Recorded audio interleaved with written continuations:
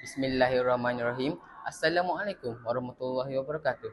Saya Muhammad Saki Wajidi bin Muhammad Sawan Nizan, wakil daripada Sekolah Menengah Kebangsaan Banggul. Berdasarkan pembacaan saya dalam internet dari berita harian online, pada 1 Ogos 2024, terdapat banyak kepentingan kita melakukan aktiviti riadah.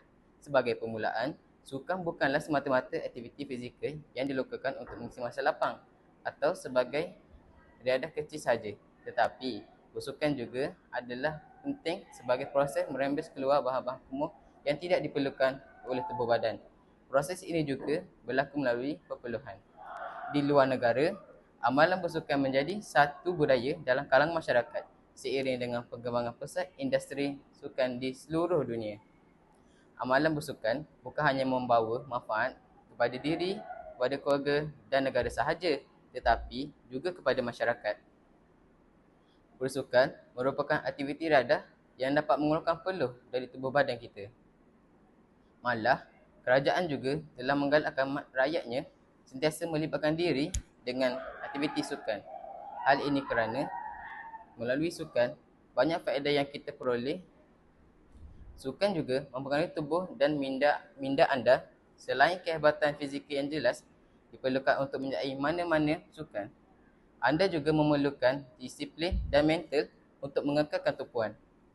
Seperti mana-mana bentuk senaman, anda akan mendapat manfaat daripada pembebasan neurotransmitter seperti endorfin yang meningkatkan mood anda.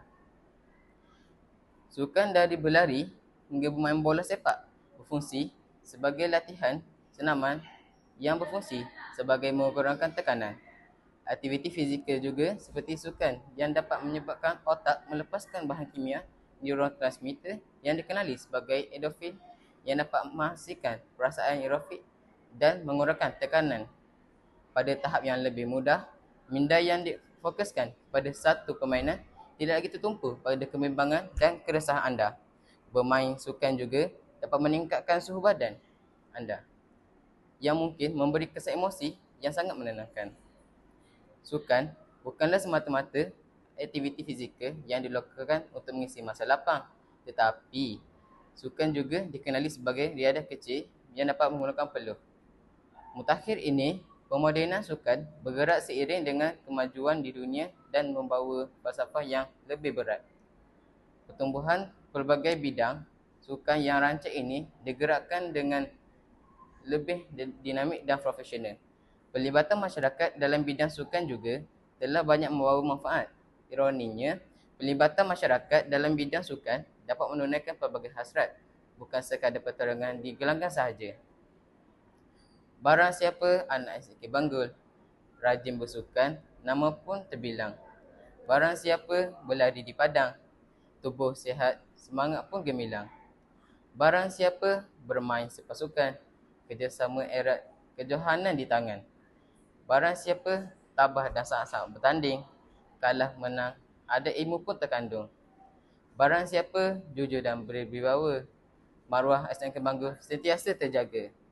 Barang siapa amalkan sukan selalu, cerdas minda, tubuh pun itu.